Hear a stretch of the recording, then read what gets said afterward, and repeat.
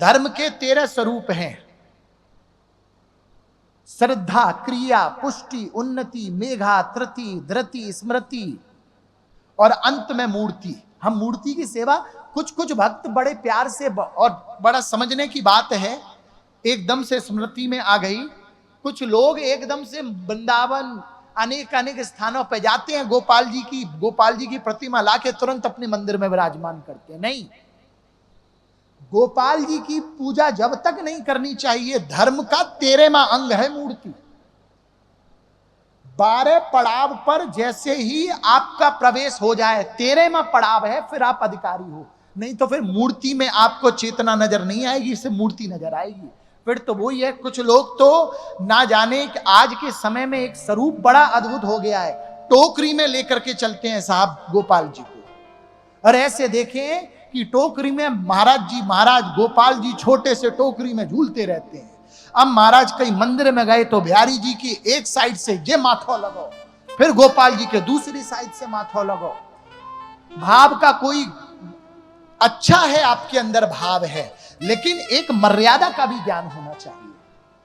Hotel में आते हैं, होटल की डाइनिंग टेबल पर गोपाल जी को विराजमान करके अपने जो मुख का जो झूठा है वो गोपाल जी को खिलाते हैं। या तो तुम्हारे अंदर सामर्थ्य ऐसी होनी चाहिए जो शिवलिंग पर दूध चढ़ाओ और शिवलिंग में से फाड़ करके भोलेनाथ जी प्रकट हो जाए।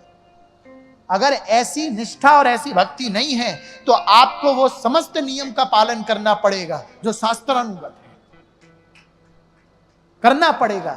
ये भक्ति का भाव नहीं, ये भक्ति का खंडन है। जो गोपाल जी को टोकरी में ले जाते फिरते हैं और कहते हैं महाराज हमारे अंदर तो गोपाल जी के प्रति मैत्री भाव है। अरे गोपियां दुर्गति करती तो ठाकुर जी राशि ना करते ऐसे। भक्ति का स्वरूप का खंडन मत करो। हां, गोपाल जी को एक सदस्य मानो।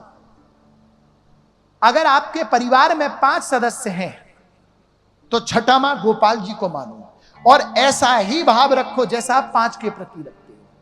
याद रखना, 5 दूर हो जाएंगे। जीवन में जब अंतिम पल में सबसे विकराल आपको संघर्ष का सामना करने को प्राप्त होगा तो 5 काम नहीं आएंगे। वो छठवां सबसे का आगे कब आ जाएगा और कब आपका रक्षक बन जाएगा आपको मालूम ही नहीं चलेगा प्यारे। इसीलिए